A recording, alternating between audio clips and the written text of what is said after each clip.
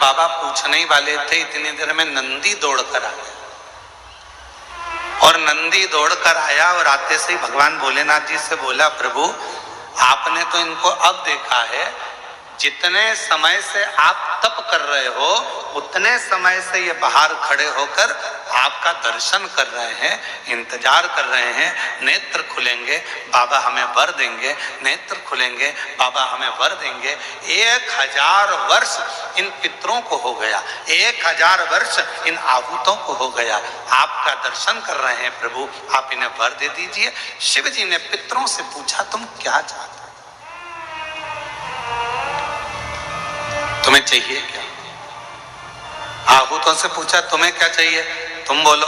पितर और आहूत दोनों एक ही बात बोले, प्रभु संसार के लोग श्राद्ध पक्ष में हमको जल देंगे। संसार के लोग जब श्राद्ध आएगा, 16 श्राद्ध 16 दिन के आएंगे, तब ब्राह्मण को भोजन कराएंगे, पिंडदान करेंगे, तर्पण करेंगे, श्राद्ध करेंगे, तर्पण में जल देंगे, तब हमको जल प्राप्त होगा, तब हमको भोजन प्राप्त होगा, तब तक हम भूखे रहेंगे। इसलिए प्रभु एक कृपा कर दो कि ऐसी कोई व्यवस्था कर दो कि घर के लोग, परिवार के लोग, कुटुंब के लोग, कोई भी प्रतिदिन या हफ्ते में एक बार कैसे भी उनके माध्यम से हमें जल प्राप्त हो जाए और हम तृप्त हो जाएं। भगवान देवाधिदेव महादेव ने वर दे दिया पितरों को, आहूतों को। क्यों चिंता करते हो? जब संसार का मनुष्य मेरे शिवलिंग पर जल चढ़ाएगा, वो जल बहकर जब नीचे की ओर आएगा और अशोक सुंदरी से स्पर्श कर कर आगे बढ़ेगा, उसी समय पर आपको वो जल प्राप्त हो जाएगा और सारे पितर और आहूत तृप्त होते चले जाएंगे। वो जल आपको वहां प्राप्त होगा।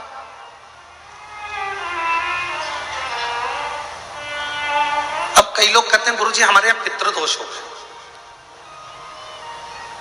कोई कहते हैं गुरुजी हमारे यहाँ आहूत दोष हो गया, पितृदोष हो गया, हमारे यहाँ ये दोष लग गया, हमारे यहाँ वो दोष लग गया। किसी ने बताया कि हमारे यहाँ कोई टोना कर गया, कोई ने बताया हमारे यहाँ कोई टोटका कर गया, कोई ने बताया हमारे यहाँ कोई ने विद्या कर दी, कोई ने कहा हमारे यहाँ ये हो गया। शिव महापुराण की उमा संहिता कहती है, जो भगवान शंकर को जल चढ़ाता है, जल चढ़ाते समय उसके जितने भी दोष हैं, चाहे पितृ दोष हो, चाहे आहूत दोष हो, चाहे वासुक दोष हो, चाहे कालसर्प दोष हो, जितने भी दोष होते हैं वो सारे दोष अपने आप समाप्त होते चले जाते हैं। और याद रखना, जो भगवान शंकर पर चढ़ा हुआ जल थोड़ा सा झेल कर लेकर आता है और अपने घर के दरवाजे पर छींटता है, दुनिया में किसी की सामर्थ्यता नहीं है कि कोई तुम्हारे ऊपर टोना कर दे या तुम्हारे को तकलीफ दे।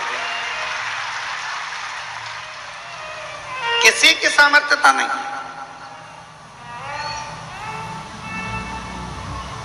हम तो बाबा के भरोसे चलते हैं, हम तो बाबा के भरोसे चलते हैं।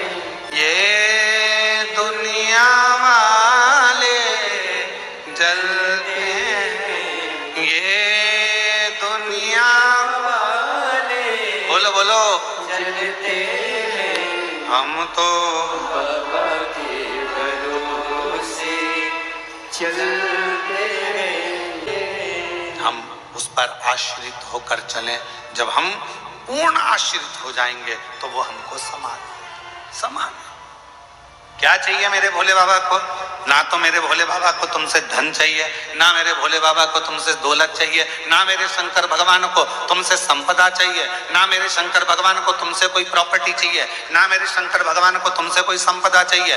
कोई तुमसे कहे कि शंकर भगवान को 1 किलो भोग रोज लगाना पड़ेगा तो समझ लेना कि बेवकूफ बना रहा। कोई तुमसे कहे कि शंकर जी को 5 किलो दूध रोज चढ़ाना पड़ेगा, समझ लेना कि बेवकूफ बना रहा है। कोई तुमसे कहे कि 25 किलो घी का दिया शंकर जी को लगाना पड़ेगा, समझ लेना बेवकूफ बना रहा है। अगर कोई तुमसे कहे बाबा तुम्हारे प्रसाद का भूखा नहीं है, मेरा भोले बाबा तुम्हारे दूध का भूखा नहीं है, मेरा भोले बाबा तो केवल तुम्हारे निर्मल मन का भूखा है, सच्ची भक्ति का भूखा है और हृदय का भूखा।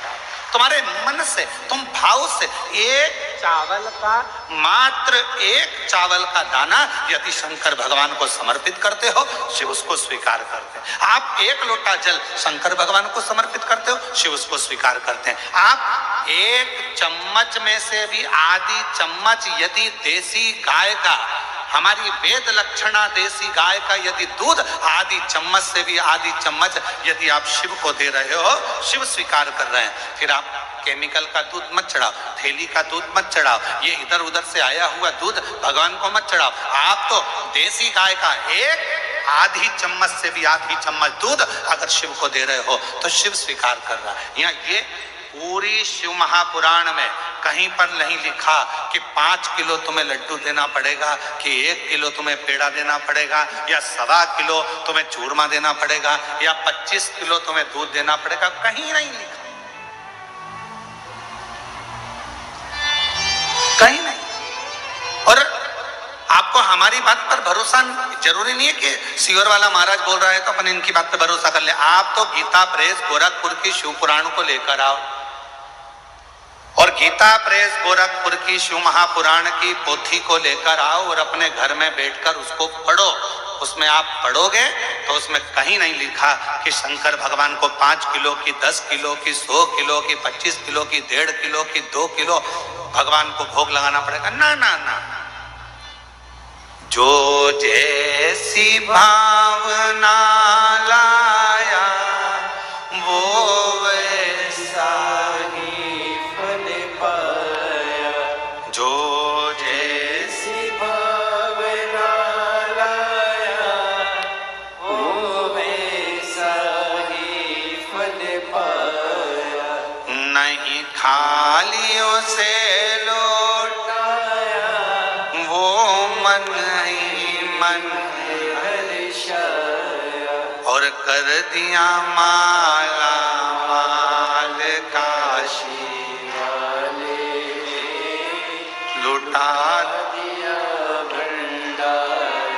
काशी वाले, ओ लुटा दिया भंडार काशी वाले, कर दिया माला काशी वाले। आडंबर में मत पड़ो। कोई तुमसे कहे कि इतना देना पड़ेगा, कोई तुमसे कहे कि हमें भगवान की ऐसी पूजन करना है, इतना रुपया जमा करना पड़ेगा, हमें भगवान की ऐसी आराधना करना है, तुम्हें इतना पैसा देना। ना ना ना ना, भगवान धन से नहीं, भगवान मन से प्रसन्न, कुछ भी नहीं, वो तो केवल दे रही है।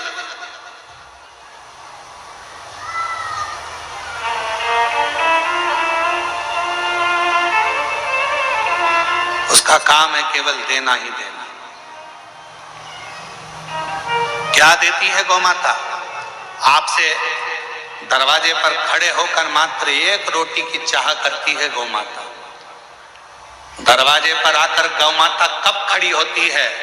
शिव महापुराण की कथा कहती है, यदि तुम्हारे घर के दरवाजे पर मुख कर कर गाय तुम्हारे घर की ओर देखती है, गौ माता तुम्हारे घर की ओर मुख कर कर जब खड़ी होती है और उसकी श्वास जब तुम्हारे घर के अंदर जाती है, तुम अंदर जाकर एक रोटी लाकर उसको देते हो, उतनी देर में वो खड़ी खड़ी अपनी श्वास को तुम्हारे घर के अंदर छोड़ती है। अर्थात तुम्हारे यहाँ कोई बहुत बड़ा दुख आने वाला था तो वो गौ माता अपनी श्वास से अंदर शिव की स्तुति करती है, श्वास को छोड़कर जो दुख आने वाला है उसको निगल लेती है और वो गौ माता को रोटी लेकर तुम्हारे दरवाजे से चली जाती है। चलिए, आज कितना कितना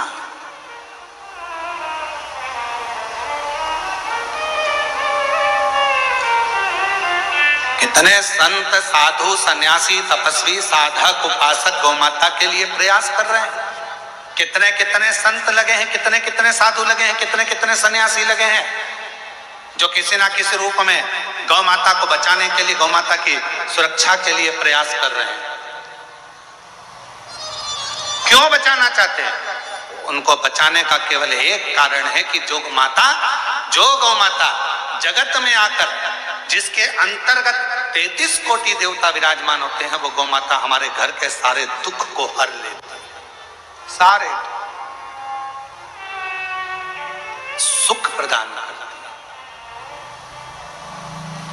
तो हमारे यहाँ शिव महापुराण की कथा कहती है 7 माता हैं, जो जन्म देने वाली है वो भी माता है, गुरु की जो पत्नी है वो भी माता है, ब्राह्मण की जो पत्नी है वो भी माता है, राजा की जो पत्नी है वो भी माता है, गौ माता को माता कहते ही हैं, और धात्री जो दूध पिलाई है वो भी माता है। और यहाँ शास्त्र कहता है जो पृथ्वी हमेशा देती ही रहती है, जो वसुंधरा हमें प्रदान करती रहती है, वो भी माता है, वो भी। हम इनका ऋण कभी नहीं चुका सकते, हम इनका ऋण नहीं चुका सकते।